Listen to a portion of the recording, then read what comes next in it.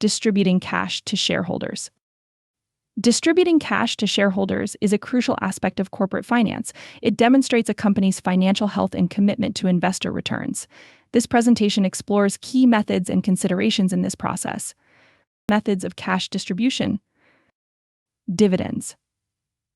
Now, regular payments from company profits. It can be quarterly, semi-annual, or annual, signals financial stability and rewards long-term investors. Share buybacks. The company repurchases its own stock, increases earnings per share and stock price, offers tax advantages compared to dividends. Special dividends. One-time payouts are often from excess cash or asset sales, rewards shareholders without committing to regular dividends. Considerations in cash distribution. Financial health. Assess the company's cash flow, debt levels, and future capital needs before distribution. Shareholder preferences.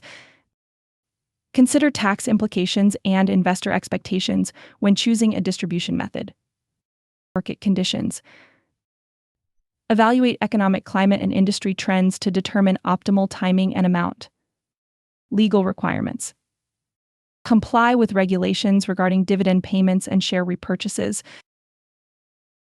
I am AI Jennifer. Leave a comment if you have a question. Thank you for watching. Subscribe to our channel.